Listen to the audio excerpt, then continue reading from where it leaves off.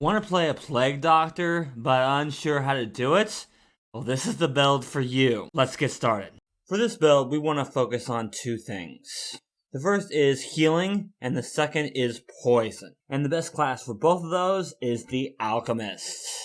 But we want to focus more on healing than poison, so we're going to take the Trojan research fields. So as long as our proficiency in medicine is trained or better, we can use crafting instead of medicine for all of medicine's trained skill actions. And thanks to our background, we're going to get medicine right away. In addition, eventually we can get free antidotes and anti-plagues.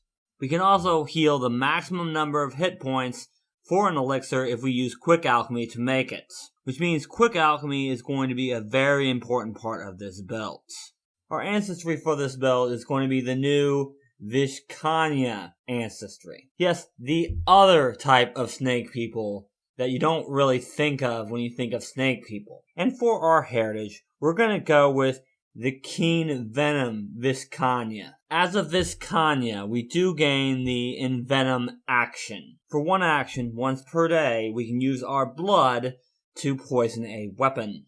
To do this, we must be injured, or we can do 1 slashing damage to ourselves as part of this action. This venom lasts until the end of your next turn. This otherwise works like any other poison. This venom deals 1d4 poison damage at each of its 3 stages, and lasts for 6 rounds. With the Keen Venom Vishkanya heritage, our Envenom action no longer triggers reactions that are triggered by Manipulate actions.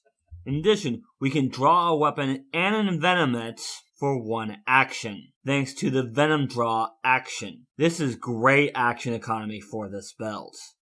And then for our background, we're going to go with Medicinal Clocksmith. This will guarantee us the medicine skill right off the bat. This will also give us the Risky Surgery skill feat, which will allow us to do a little bit of damage to a target to heal them even more with the medicine skill. Our starting stats for this build should be Strength 10, Dexterity 16, Constitution 12, Intelligence 18, Wisdom 10, and Charisma 12.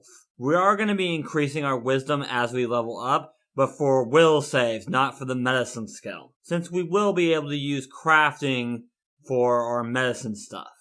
Alright, for our first class feat, I'm going to take the feat I always take first for alchemists, which is, of course, Alchemical Familiar. Between all the familiar abilities you can have access to with this feat, there's definitely something your familiar can do to help you out.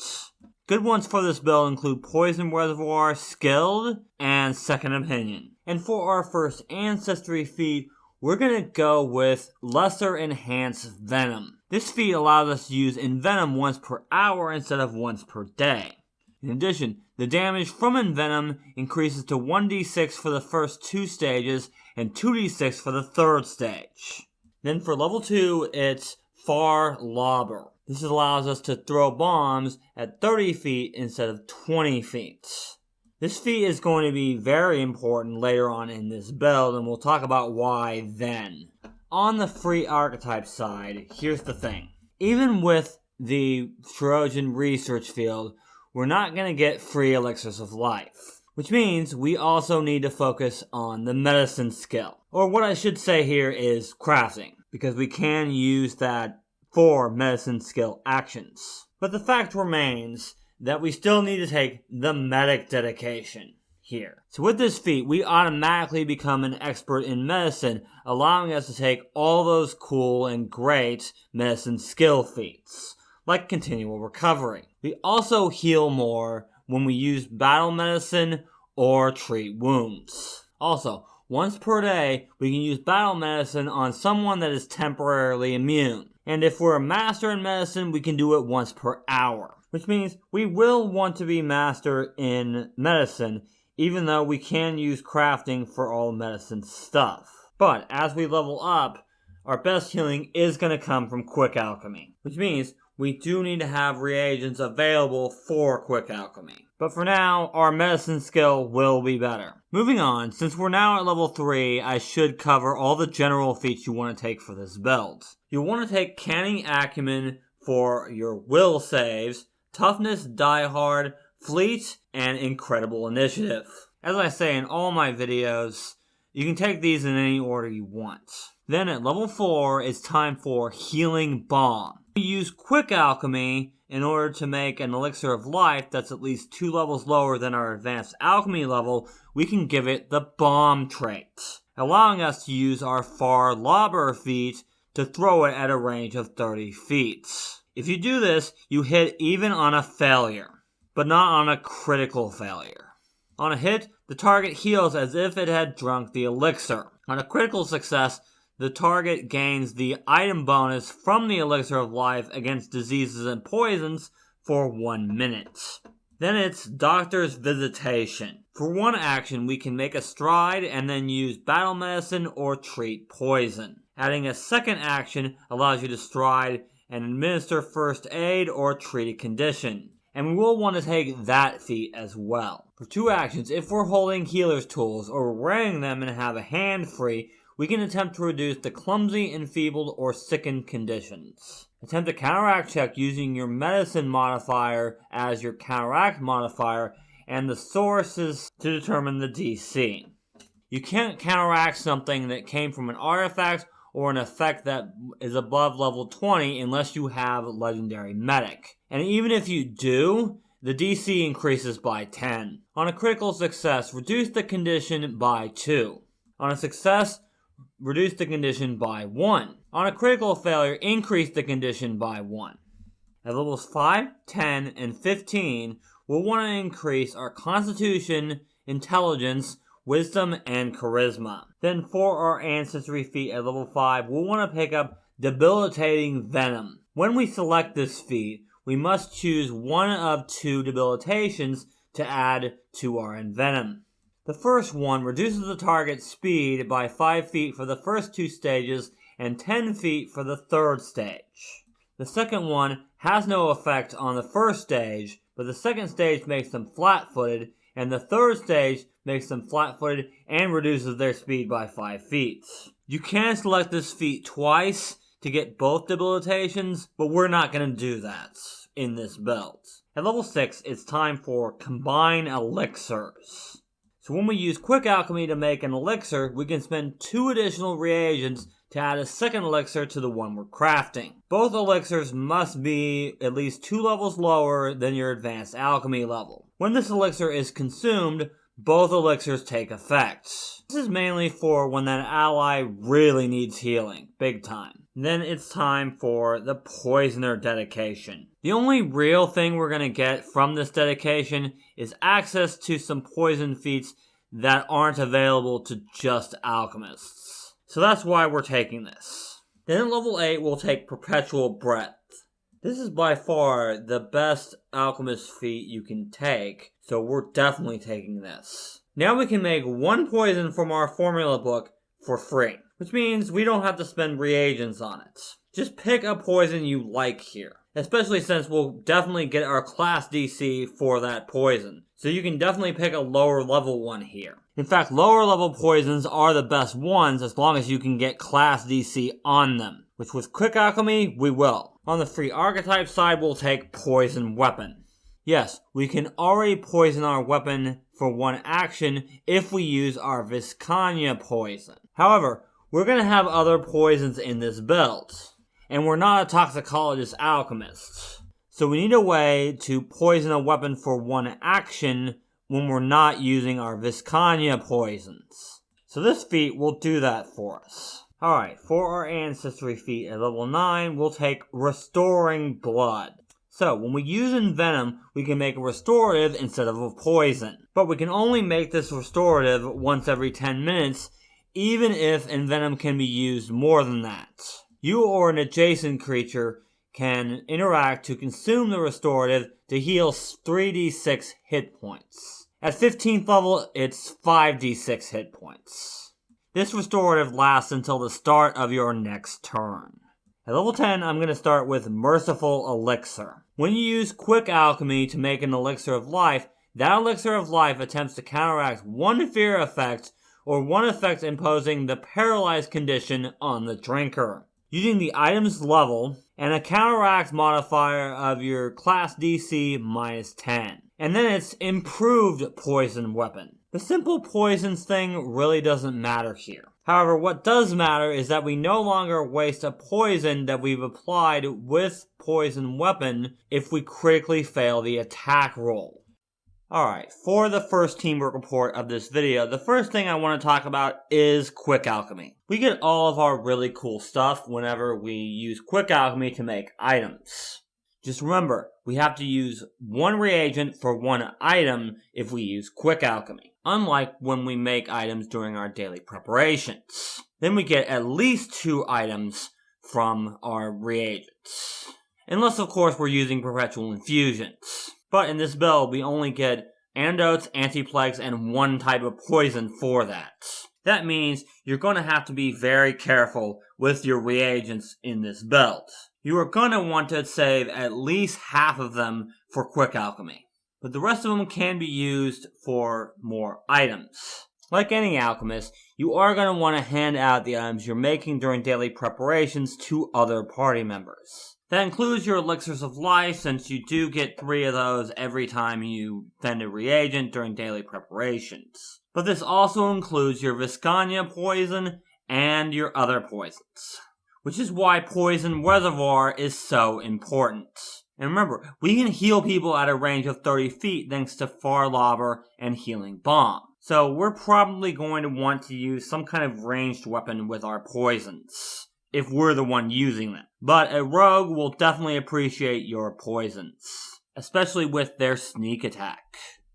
Okay, at level 12, it's time for Potent Poisoner.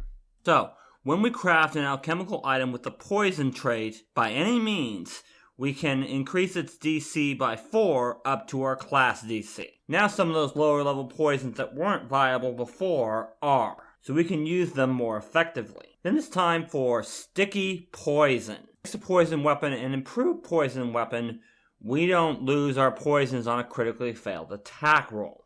However, the enemy might still be resistant or even immune to poison. As such, we still need this feat. In addition, we have a chance, a low chance, but a chance of keeping our poison even after we hit a target. We need to get as much as we can out of our poisons, and this is going to help a lot with that. For the level 13 Ancestry feat, we're going to take Moderate Enhanced Venom. First of all, now we can use Envenom once every 10 minutes instead of once per hour. In addition, at stage 1, the poison now deals 3d6 damage. At stage 2, it does 4d6 damage. And at stage 3, it does 5d6 damage. I don't normally like feats that just do damage, but there's a reason we're taking this. So don't worry, I'll get to it when we get to level 17. At level 14, it's time for Greater Merciful Elixir. Now, when we use Merciful Elixir, we can attempt to counteract the blinded, deafened, sickened, or slowed conditions as well. Sickened and slowed are 2 of the most debilitating debuffs you can possibly have. They're pretty rare, but if somebody gets them and you can immediately counteract them, that's huge. Then it's time for our third dedication, the Witch dedication. The only thing this really gives us is spells. And we want to pick a patron that gives us either the Divine list or the Primal list. Not only do both of these lists have great debuff spells, but we want access to those heal spells. Because depending on the campaign, we may run out of elixirs of life, so we need to be able to heal when that happens. I'm going to go over the rest of the free Archetype feats now, because they're all basically better versions of the same feats. We want to take Basic, Expert, and Master Witch spellcasting. This will just give us access to better and better heal spells and better buffs and debuffs. And we really don't need much else that the Witch gives us for this build.